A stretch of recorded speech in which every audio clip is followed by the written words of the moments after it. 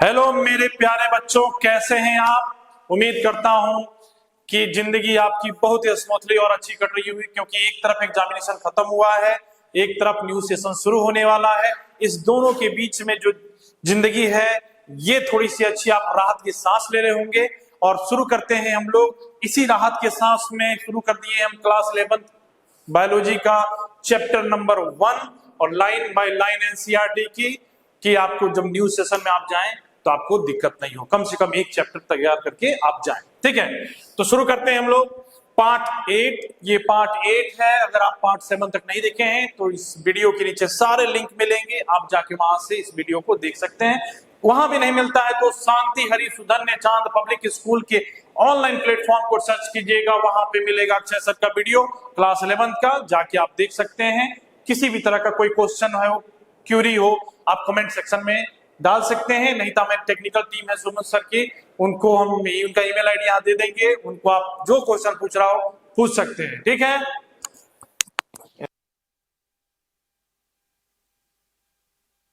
ठीक है, शुरू करते हैं हम लोग पार्ट 8। पार्ट 7 जहां खत्म किए थे वहां से शुरू कर रहे हैं हम लोग। Hence the characteristic characterisation, identification, classification, this 3 important है। ये तीनों के बारे में हमने पिछले क्लास में डिस्कशन कर लिया है। आज समझेंगे कि क्या है ये कैरेक्टराइजेशंस। किसी भी चीज के कैरेक्टराइजेशंस मतलब उसको देखने से, उसके कैरेक्टर्स को देखने से आइडेंटिफाई कर लिया जाए कि वो कौन सा एनिमल है। उसके बाद है आइडेंटिफिकेशन, मात्र देखने मात्र से आइडेंटिफाई कर ले, फर्स्ट टाइम में देखने से पता चल जाए कि ये क्या है, डॉग है कि बफेलो है कि एलिफेंट है। ठीक है, उसके बाद है classifications and nomenclatures are the processes that are the basic for taxonomy. सबसे इंपॉर्टेंट याद रखिएगा, पिछले क्लास में हमने आपको बताया था कि टेक्सोनॉमी क्या होता है। ठीक है, टेक्सोनॉमी क्या होता है, एक एक चीज को बताए थे। आपको यह भी बताया गया था कि टेक्सा क्या होता है। टेक्सा, टेक्सा मतलब कि एक ऐसे ग्रुप्स जैसे कि डॉग,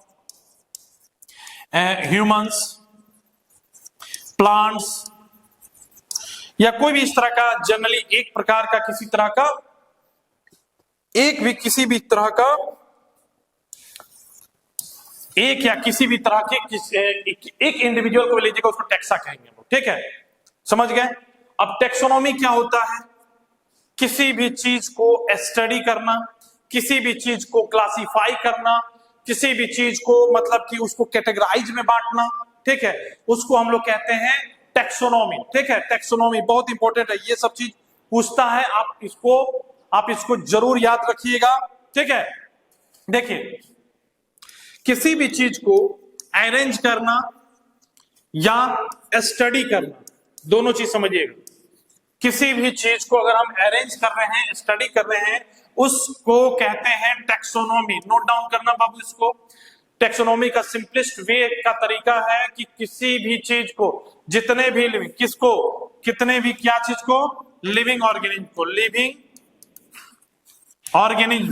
लिविंग ऑर्गेनिज्म को, आई होप आप समझ गए होंगे, या लिविंग थिंग्स को। ठीक है, अब क्या है टेक्सोनॉमी, क्या होता है कि जितने भी लिविंग ऑर्गेनिज्म इस अर्थ पे है उन सबको एक साथ पढ़ना, एक साथ समझना, बहुत सारा उसमें कॉम्प्लेक्सिटी होती है, बहुत सारा डिफिकल्टीज होते हैं।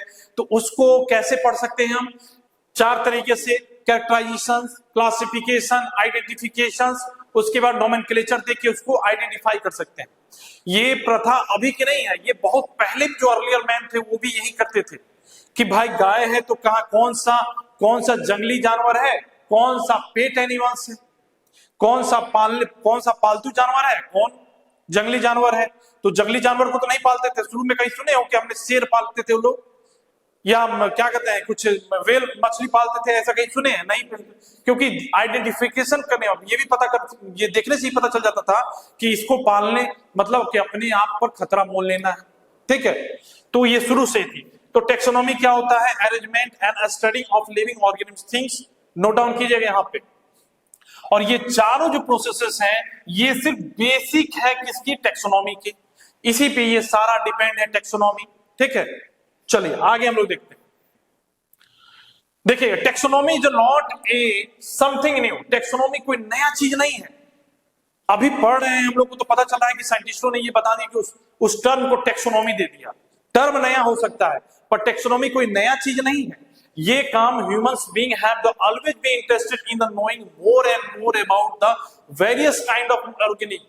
ये ह्यूमंस जो थे ये शुरू से बहुत क्यूरियस थे हर एक ऑर्गेनिज्म को जानने के लिए, हर एक लिविंग थिंग्स को जानने के लिए कि किस पौधे से, देखिए जानने के लिए था तभी ना पता चला कि कौन सा प्लांट को हम मेडिसिन के रूप में यूज कर सकते हैं, कौन सा प्लांट को ऑर्नामेंट के लिए यूज कर सकते हैं, कौन से प्लांट को हम खाने के लिए यूज कर सकते हैं।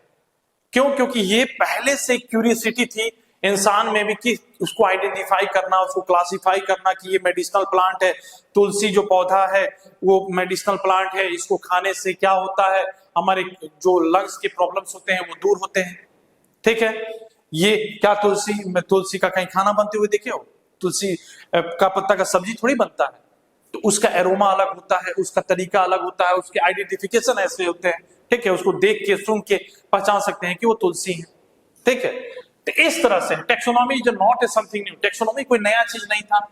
ह्यूमंस बीइंग ऑलवेज, हमेशा ही जो मानव है ये क्यूरियोसिटी इनके अंदर हमेशा से रहती है कि नई चीज को जानने की, interested to knowing more and more about the various kind of organism. जितना हम तरह तरह के ऑर्गेनिज्म को जानने की क्यूरियोसिटी ह्यूमंस में हमेशा रही है, particularly with the reference to be their own use. ज्यादातर कब? जब हम बात हमारी यूज की हो तब। जब हमको पेट एनिमल रखना है तो हमको पता है कि अगर हम डॉग को पेट अपना एनिमल्स बनाते हैं तो हमारे साथ कोऑर्डिनेट करेगा, हमारे वर्क में हेल्प करेगा, या वो हमारे लिए मतलब फ्रेंडली टाइप है। क्या हम शेर को पाल लेंगे? शेर पेट एनिमल है, शेर को हम रख सकते हैं? नहीं। उसके जो कैरेक्टराइजेशंस हैं, उसके जो प्रीडेटर नेचर है, उससे कहीं ना कहीं एक समय ऐसा ना आ जाए कि मालिक कोई क्या खा जाए, शेर खा जाए। ठीक है, तो ये सब चीज कुछ थे जिसको कि जब इंसान अपने स्वार्थ के लिए यूज करता है, ये देखिए यहाँ भी कहानी है कि इंसान जब अपने स्वार्थ के लिए यूज कर रहा है तब उसको पढ़ रहा है कि कौन सा हमारे लिए बेनिफिशियल है। यहां भी स्वार्थपन का आता है। ठीक है, चलिए अगला देखते हैं। In early day, human beings needed to find sources for their basic need of food, clothing and shelters. याद रखिएगा, आज भी या इससे पहले भी हम लोग तीन चीज के लिए सरवाइव करते हैं। हम लोग तीन चीज की जो ज्यादातर है, रोटी, कपड़ा, मकान। तीन चीज यहां भी दिया हुआ है, फूड, क्लोथिंग एंड शेल्टर। रोटी, कपड़ा, मकान के लिए भी आज भी हम भी कमाते हैं या आप भी कहीं कमाइएगा तो तीन चीज के लिए। ये तीन ऐसी बेसिक नीड है कि अगर आपके पास ये चीज रहते हैं तो इसके अलावा जो होगा उसको लग्जरियस कहेंगे लाइफ में। ठीक है, इन अर्ली डे, सबसे पहले के समय, human beings needed to find source for their basic need. Humans क्या करते थे? अपने नीड, बेसिक नीड के लिए क्या खोजते थे कि खाना हमको चाहिए भाई, तो खाने की खोज में निकलते थे। फिर रहने के लिए शेल्टर चाहिए, वातावरण या इन्वायरमेंट या क्लाइमेट उसके अनुसार नहीं है, ठंडा का मौसम है, बर्फीला जगह है, बारिश ज्यादा हो रही है, तो अपने शरीर को ढकने के लिए क्या चाहिए था? एक शेल्टर की जरूरत पड़ती है, ठीक है, जहां पे वो सुकून से रह सके। उसके बाद शरीर पे कपड़ा चाहिए उनको कि अपने शरीर को ढक सके। ठीक है, तो ये चीज के लिए अर्ली मैन थे, पहले बेसिक इनकी नीड थी, ये चीज खोजने के लिए बेसिक नीड था ये। और आज भी यही है। आज मतलब इसमें दो चीज और जोड़ सकते हैं, नीड, डाटा हमको चाहिए भाई, डाटा तो चाहिए, खाना नहीं भी खाएंगे तो डाटा हमारे पास चाहिए। ये सब चीज बहुत जरूरी आजकल की चीज में हो गई है क्योंकि मॉडर्न युग हो गया आज। तो in early day human beings सबसे पहले क्या करते थे? ह्यूमन बींग्स नीडेड उनको होती थी कि ये सबसे पहले जरूरी होती थी कि उनको खाना, रोटी, कपड़ा, मकान की खोज में वो निकल जाते थे। उनको सोर्स, बेसिक सोर्स चाहिए था। ठीक है, आई होप आप समझ गए होंगे। ठीक है, आगे देखिए। Hence, the earliest, सबसे पहले the earliest classifications were based on the usage of various organisms. ये सबसे पहले क्लासिफिकेशन होता था हमारे यूज पे कि हम किस प्रकार से किस चीज को यूज कर रहे हैं, उस हिसाब से हम उसको कैटेगराइज करते थे कि क्या हमारे लिए चीज जरूरी है, उसको एक कैटेगरी में रखेंगे, क्या हमारे लिए बाहरी क्षेत्र में जाएंगे तो उसके लिए जरूरी है, उसके बाद जो चीज हमको जरूरी नहीं है, इस चीज को परहेज करना है, उसके लिए कैटेगराइज अलग करते थे पहले, अर्लीस्ट मैन करते थे। तो ये नया नहीं है। टेक्सोनॉमी टर्म नया हो सकता है पर ये कहानी शुरू से ही पहले से आ रही है। ठीक है, आई होप समझ गए होंगे। The earliest classification were based on the usages of various organism. यहां पर ध्यान दीजिएगा, थोड़ा सा ये लाइन समझिएगा कि अर्लीस्ट क्लासिफिकेशन किस पे डिपेंड था? यूजेज, मतलब यूजेज ऑफ वेरियस ऑर्गेनिज्म, मतलब किससे हमको कौन सा काम है। अब देखिए, हमको कहीं बाहर जाना है, कहीं बाहर जाना है तो हमको क्या चाहिए? हमको बैलगाड़ी चलाने वाला क्या चाहिए? क्या चाहिए? बैल चाहिए। तो उसके लिए क्या कैटल्स के रूप में उसको यूज करेंगे कि अगर हमको ट्रांसपोर्ट करना है कहीं जाना है तो उसके लिए अलग एनिमल होगा, उसके लिए अलग एनिमल को कैटेगराइज किया गया। अब है कि घर की रखवाली या किसी तरह के कोई जंगली जानवर हमारे घर पे अटैक ना कर दे, उसके लिए अलग है। कौन सा है? डॉग है, ठीक है, जो प्रोटेक्ट करता है हमारे घर को या हमको चौकन्ना करता है किसी तरह की आपदा आने से पहले, तो ये हमारा पेट एनिमल है। फिर काऊ हमको चाहिए किस लिए? हमारे क्रॉपलैंड्स को ठीक करने के लिए या क्रॉपलैंड्स को क्या करने के लिए? क्रॉपलैंड्स हो या जैसे कि गांव काऊ से हमें बहुत सारा चीज मिलता है, मिल्क चाहिए हमको, तो ये हमारा अलग कैटेगरी हो जाता है। और बहुत सारे कैटेगरी है। जैसे प्लांट्स में आप देख लीजिए, प्लांट्स में भी बहुत सारे कैटेगरी हम लोग बांटे हैं। मेडिसिन के रूप में बांटते हैं, जिसका मेडिसिन के रूप में यूज होता है, मेडिसिनल प्लांट्स का रूप में यूज होता है, ठीक है। ऑर्नामेंटल के रूप में होता है, ऑर्नामेंटल, ठीक है। और एक होता है आपको कि फूड के रूप में यूज करते हैं। तो इस हिसाब से कैटेगराइज शुरू से ही हम लोग करते थे कि किसको खाना है, किसको घाव पे लगाना है, किससे सर्वाइव हमको करना है, ठीक है। तो इस तरह कैटेगराइज किया गया था, किस हिसाब से? वेरियस ऑर्गेनिज्म को अपने मतलब उपयोगिता के लिए यूज करते थे, ठीक है। आगे देखिए, the human beings were since long not only the interested in knowing the more about the different kinds of organic and their diversity but also the relationship among them. मतलब ह्यूमन बींग्स ये नहीं है कि since long मतलब बहुत पहले से interest नहीं, मतलब कि not only interested to knowing more about the different kind of organic, ये नहीं है कि सिर्फ वो ये जानते नहीं थे कि हमको इस जानवर के बारे में जानकारी लेना है, नहीं, वो ये भी जानना चाहते थे कि इसी जानवर में कितनी वैरायटीज है। आप देखेंगे कि यहाँ की जो गाय है, ये गाय दूसरे स्टेट में जाइएगा तो वहां की गाय का दोनों का अंतर दिखाई देगा। अभी कुछ दिन पहले आप देखोगे कि प्रधानमंत्री के घर पे एक छोटी सी गाय है, वो गाय भी अलग वैरायटी की है, वो इतने में ही वो इतना मिल्क भी प्रोड्यूस करती है, तो वो गाय अलग है, वो भी देसी गाय, जर्सी गाय, ये सब अलग अलग होता है। तो डिफरेंट टाइप ऑफ वैरायटी के बारे में भी वो जानना चाहते थे और उन्होंने जाना भी। जो यहाँ पे गाय है आपके इस क्लाइमेट्स में, ये चल जाइए आप पोलर रीजन में, तो वहां के गायों में क्या दिखाई देगा? आपको फर ज्यादा दिखाई देगा, ठीक है। तो और ये सब कहानी ऐसे ऐसे, मतलब ये पहले के ह्यूमंस अपने आप को में डाइवर्सिटी पर भी इंटरेस्ट रखते थे कि कैसे कैसे अलग अलग विविधता होती थी। ऑल्सो द रिलेशनशिप, और उनमें क्या क्या रिलेशनशिप है ये भी उनको जानने का बहुत ही मतलब क्यूरियोसिटी रहती थी। समझ गए यहां तक? आई होप ये लाइन अच्छे से समझ गए होंगे, आपको आप समझ गए होंगे, ठीक है। देखिए, अब देखिए, the branch of study was referred to as a systematics. अब यहां कहानी थोड़ा बदलेगा, अब समझिएगा, एक ब्रांच यहां निकल के कौन सा आ रहा है? The branch of study was referred to be a systematics. यहां से समझना, सिस्टमेटिक्स बहुत इंपॉर्टेंट है, इसका डिफिनेशन भी आता है। ये वर्ड जो है सिस्टमेटिक डिराइव कहां से हुआ है? कहां से डिराइव हुआ है बाबू?